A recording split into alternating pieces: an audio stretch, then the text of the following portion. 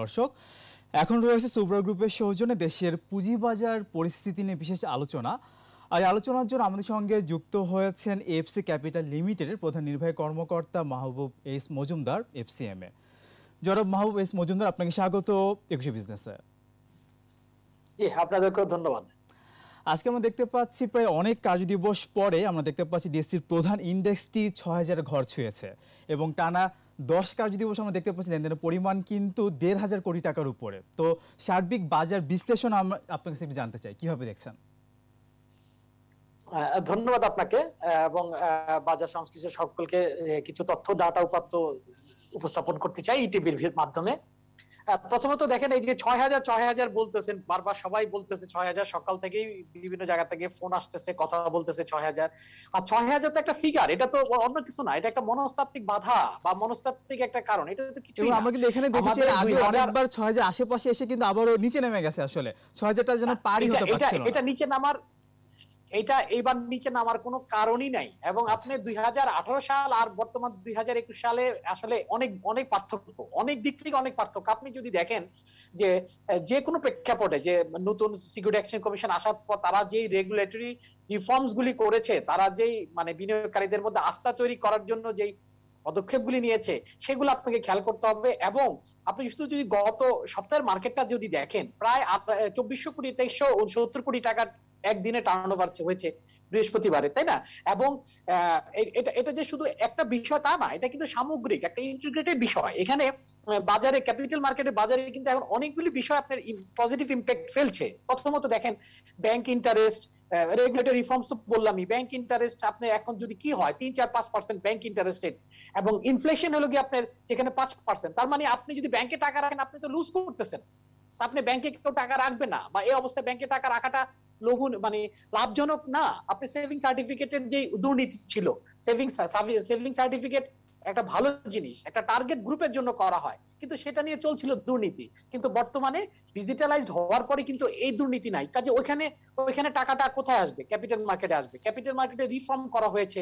এবং আরেকটা ইন্টারেস্টিং বিষয় হলো, একটা মার্কেটে ইনভেস্ট করার সময় আপনি যে বিষয়গুলি দেখবেন, যে আমাদের রিজনের ভিতরে কিন্তু আমাদের পি রেশিও, আপনি শ্রীলঙ্কা বলেন, ইন্ডিয়া বলেন, আশেপাশে যে কোনো দেশের সাথে যদি কম্পেয়ার করেন, আপনি সিঙ্গাপুর বলেন, যে কোনো দেশের সাথে কম্পেয়ার করলে আমাদের পি রেশিও মাত্র 18। মানে এখানেও ইনভেস্ট করার জন্য অত্যন্ত একটা ভালো পরিবেশ। তো এই ব্যাপারগুলি সবগুলি একসাথে যখন আসছে, মার্কেট 6000 না, এটা অনেক দূর যাবে। 6000 তো মাত্র শুরুই বলতে পারেন। এবং আমরা আশাবাদী যে এই মার্কেটে 3000 কোটি টাকা রেগুলার টার্ন হওয়াটা অত্যন্ত একটা স্বাভাবিক বিষয়। এখানে শুধু একটাই বিষয়, সেটা ভাবার বিষয়, সেটা হলো আপনার মার্কেট ক্যাপ। জিডিপির সাথে যে মার্কেট ক্যাপ, সেই রেশিওটা আমাদের এখনো অনেক কম। এখানে ইকুইটি শেয়ার ছাড়াও সিকিউরিটি এক্সচেঞ্জ কমিশন চেষ্টা করতেছে নতুন করে বন্ড, মার্কেটেবল বন্ড বা অন্যান্য যে প্রোডাক্টগুলি আছে সেগুলি কিভাবে দ্রুত নিয়ে আসা যায়। কাজেই সব ব্যাপার আমরা আশাবাদী। আমরা আশা করছি 6000 না, এই সূচক অনেক দূর যাবে, মাত্র শুরু। আমরাও সেটা আশা করতেছি এবং আমরা দেখতে পাচ্ছি যে সেক্টর ওয়াইজ মুভমেন্টও কিন্তু দেখা যাচ্ছে। এবং আমরা দেখতে পাচ্ছি করোনার মধ্যেও আমরা দেখতে পাচ্ছি বেশিরভাগ কোম্পানি কিন্তু বেশ ভালোই করছে আসলে তুলনামূলকভাবে। তো একটু জানতে চাইবো যে আসছে বাজেট, জি আসে বাজেটে আসলে পুঁজিবাজারে কোন কোন জায়গায় আসলে বেশি গুরুত্ব দেওয়া উচিত বলে আপনি মনে করছেন? বিশেষ করে আপনারা বিএমবিএ থেকে আসলে আপনাদের কোনো আসলে প্রপোজাল আছে কিনা এই বিষয়ে? ধন্যবাদ রনো আপনাকে। আরেকটু বলে নেই, দেখেন এই যে মার্কেট যে ভালো করতেছে, এটা মার্কেট পিছনে যাওয়ার আর কোনো আশঙ্কাই নেই আমাদের, আর কোনো কারণই আমরা দেখছি না। শুধুমাত্র একটি কারণ ছিল, যেটা খুব রিস্কি একটা কারণ, যেটা হলো এই দেশে অনেক সময় দেখা যায় যে একটা ছোট ব্যাপার নিয়ে বা কাউকে বা কোনো একটা সংস্থাকে হেয় করার জন্য দেখা যায় অনেক সময় প্রোপাগান্ডা, গুজব, রিউমার এগুলা করে।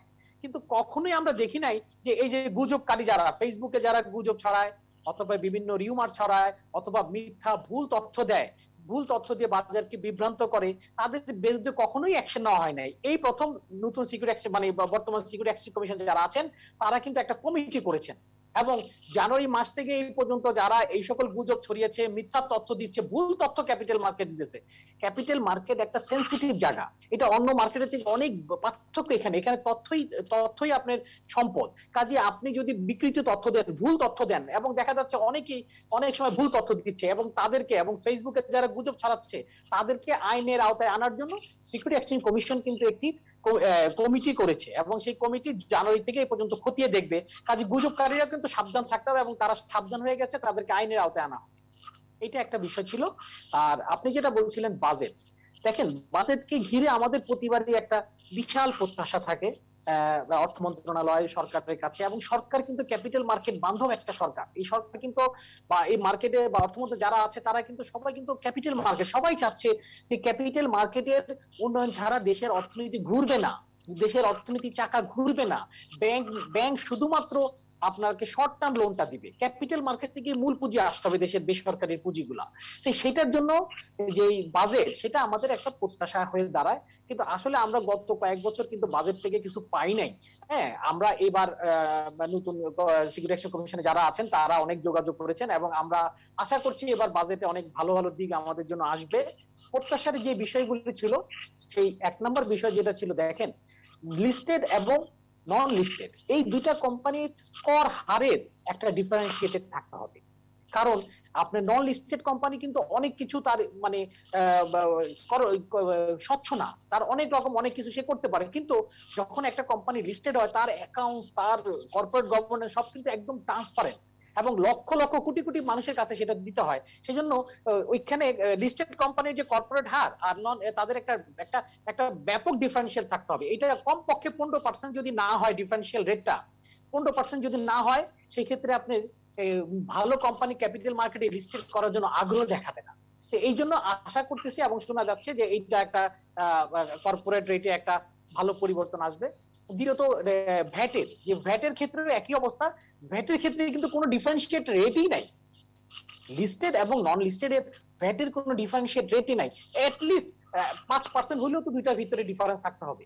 তো কাজে আমরা মার্চেন্ট ব্যাংক অ্যাসোসিয়েশন থেকে এই কর্পোরেট হার এবং ভ্যাট হারের যে ডিফারেন্সিয়েট রেটটা, এটা আমরা একটা দৃষ্টান্তমূলক একটা রেট রাখার জন্য আহ্বান করছি। আর দ্বিতীয়ত এখানে একটা ছিল ডিভিডেন্ডের ক্ষেত্রে। দেখেন আমরা বর্তমান বাজার আমরা ক্যাশ ডিভিডেন্ড বেশি উৎসাহী হয়ে পড়েছি, যেহেতু ক্যাশ ডিভিডেন্ড যে কোম্পানিগুলি দিবে তাদেরকে কি করতে হবে, তাদেরকে একটা ইনসেনটিভ দিতে হবে, কিন্তু যারা দিতে পারবে না তাদেরকে পেনাল্টি করা যায় না।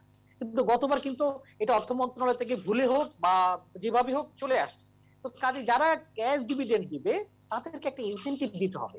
আর আপনি ক্যাশ ডিভিডেন্ড যদি না দেওয়ার পর যদি তাদের উপরে কর আরোপ করা হয়, সেটা তো শেয়ার হোল্ডারদের উপরে পানিশমেন্ট দেওয়া হইবে। তা আপনি সেই পানিশমেন্ট না দিয়ে বরঞ্চ তাদেরকে যেসব কোম্পানি ক্যাশ ডিভিডেন্ড দিবে তাদেরকে রেওয়ার্ড দিতে হবে। তাদেরকে রেওয়ার্ড যদি না দেওয়া হয় তাহলে আপনার এই ক্যাশ ডিভিডেন্ড আর স্টক ডিভিডেন্ডের ব্যাপারটা মানে জাস্টিফাইড হয় না। তৃতীয়ত আরেকটা বিষয় আছেন অপ্রদর্শিত আয়। এইগুলো অ্যাকচুয়ালি অপ্রদর্শিত আয়। এইটাকে কে যে কালো টাকা বলে, কে যে কারা যে এটাকে নাম দিছে কালো টাকা, নীল টাকা বা হলুদ টাকা না দিয়ে কেন কালো টাকা দিছে, যারা দিছে তারাই জানে। এটা একটা অপ্রদর্শিত অর্থ।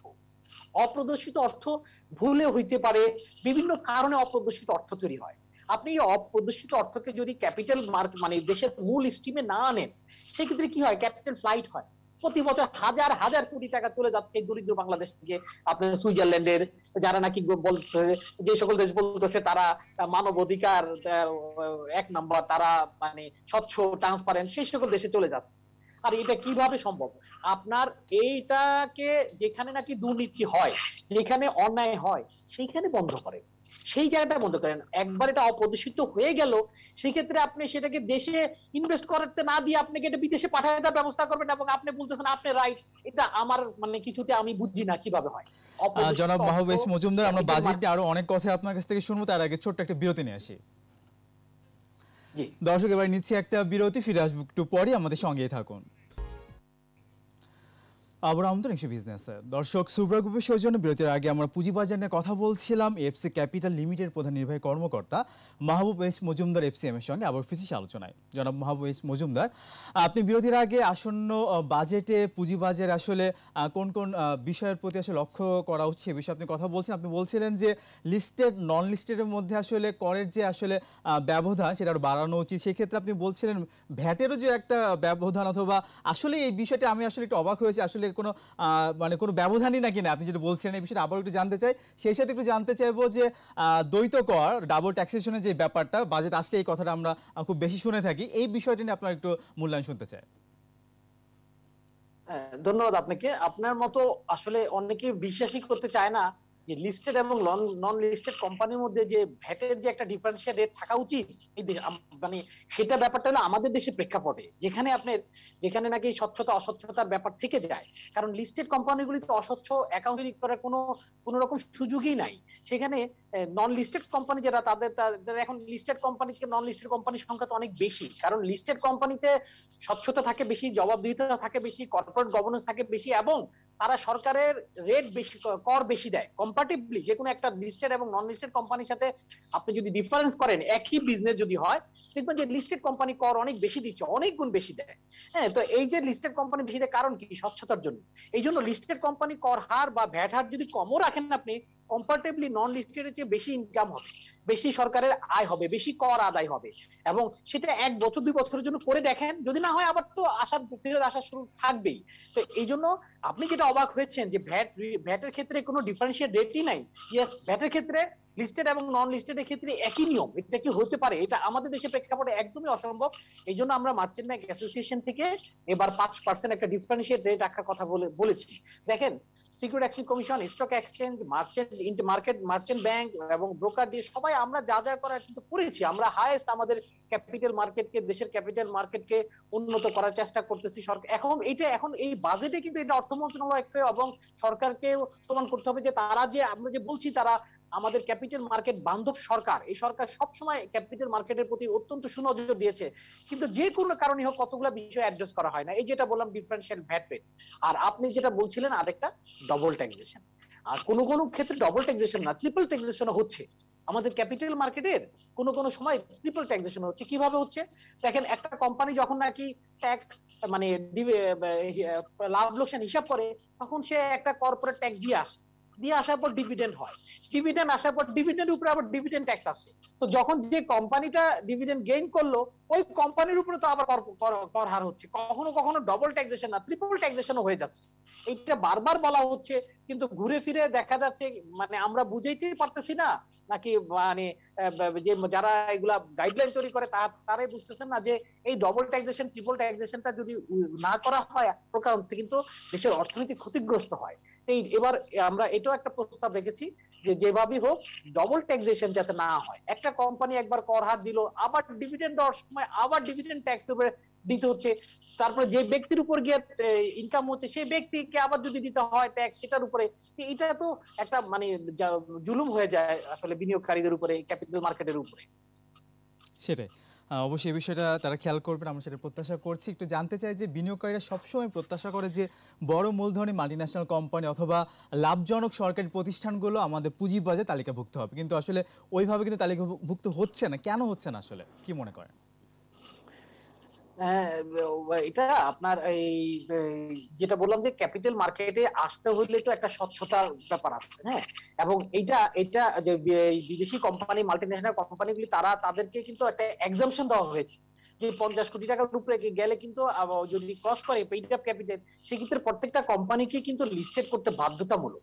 কিন্তু দেখা যাচ্ছে মাল্টিন্যাশনাল কোম্পানির ক্ষেত্রে এই একটা এক্সাম্পশন দেওয়া হয়েছে, যেটা কোনোভাবে ঠিক হয় নাই। এবং আমরা সরকারের কাছে জোর দাবি জানাচ্ছি যে এই এক্সাম্পশনটা, এই দেশে তারা ব্যবসা বাণিজ্য করবে, এই দেশে প্রফিট করবে, এই দেশের লোকের থেকে তারা প্রফিট করবে, তারা প্রফিট করে তাদের টাকাটা তারা নিয়ে যাবে, কিন্তু তারা লিস্টেড হবে না, তারা তাদের অ্যাকাউন্ট স্বচ্ছ রাখবে না, তারা জনগণের সামনে তাদের আয় ব্যয়ের হিসাব তুলে ধরবে না।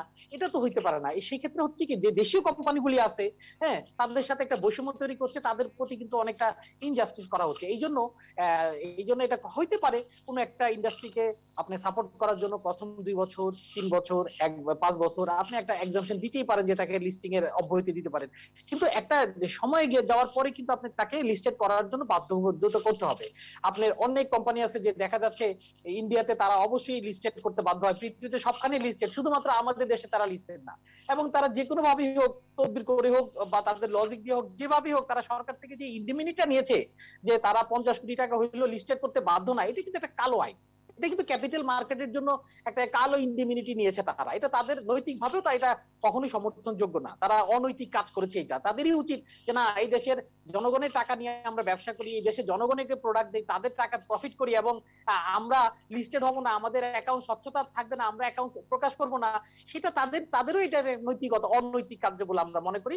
এবং এই ইন্ডিমিনিটির অ্যাক্টের এই ধারাটা যদি উঠায় নেওয়া যায়, তাইলে দেখা যাবে কি অনেক মাল্টিন্যাশনাল কোম্পানি লিস্টেড হবে। সিকিউরিটি এক্সচেঞ্জ কমিশন এটা নিয়ে কাজ করছে, এটা সরকারের সুনজর প্রয়োজন। সরকার যদি এটা চায়, অবশ্যই অর্থ মন্ত্রণালয় বা সরকারের যে কোনো যারা নাকি এটা নিয়ে কাজ করেন, বিনিয়োগ বোর্ড যারা আছেন, তারা যদি উদ্যোগ নেন, নিশ্চয়ই এটা ক্যাপিটাল মার্কেটের জন্য। আমরা সেটাই প্রত্যাশা করছি। একদম 30 সেকেন্ডে জানতে চাচ্ছি, বিনিয়োগকারীদের জন্য কোনো পরামর্শ আছে কিনা এই অবস্থায়, কোনো বিনিয়োগ কৌশল? বিনিয়োগকারীর জন্য পরামর্শ হলো, দেখেন যখন ক্যাপিটাল মার্কেট বুম হয় তখন কিন্তু অনেক রকম শেয়ারই দাম বাড়বে কমবে। আপনি আপনার বিনিয়োগ করার সময় আপনি অবশ্যই সেই রেসপেক্টিভ সেক্টরটা দেখবেন, শুধু সেক্টর দেখবেন না, ওই রেসপেক্টিভ কোম্পানির ম্যানেজমেন্ট কারা, ওই কোম্পানির ডিভিডেন্ড ট্রেন্ড কি সেটা দেখবেন। এই কোম্পানি গত 3 বছর 4 বছর 5 বছর ডিভিডেন্ড কি দিয়েছে সেটা দেখে শুধুমাত্র আপনি বিনিয়োগ করবেন। কারণ ডিভিডেন্ড ট্রেন্ডই কোনো একটা কোম্পানির ধারাবাহিকতা প্রকাশ করে। এই হঠাৎ করে ক্যাপিটাল গেইন মার্কেটে বাড়লো, সব কোম্পানির সাথে তার বেড়ে গেল, সেখানে বিনিয়োগ হুজুগে বিনিয়োগ করবেন না, হার্ড বিহেভিয়ার করবেন না, শুনে শুনে বিনিয়োগ করবেন না। আপনি আপনার টাকা পয়সা বিনিয়োগ করার সময় অবশ্যই ডিভিডেন্ড ট্রেন্ড দেখবেন, কোম্পানি ম্যানেজমেন্টে কারা আছে সেগুলো দেখবেন, দেখে আপনি বিনিয়োগ করবেন। অবশ্যই আমরা সবাই প্রত্যাশা করব আপনার যে সাজেশনগুলো সেগুলো তারা অবশ্যই ভেবে দেখবে, তারা চিন্তা করে বিনিয়োগ করবে। আজকে এখানে শেষ করতে হচ্ছে। আপনাকে অনেক ধন্যবাদ আমাদেরকে সময় দেওয়ার জন্য। আপনাকে ধন্যবাদ, দর্শকদেরকে ধন্যবাদ। দর্শক, সুব্রা গ্রুপের সৌজন্যে এতক্ষণ পুঁজিবাজারে সাম্প্রতিক পরিস্থিতি আমরা কথা বলছিলাম এফসি ক্যাপিটাল লিমিটেড প্রধান নির্বাহী কর্মকর্তা মাহবুব এইচ মজুমদার এফসিএম এ। দর্শক, এবার নিচে আরও একটা বিরতি, বেলা 2টা 35 মিনিট আবার ফিরে আসবো কি বিজনেসে আরও আয়োজন নিয়ে। আমাদের সঙ্গেই থাকুন।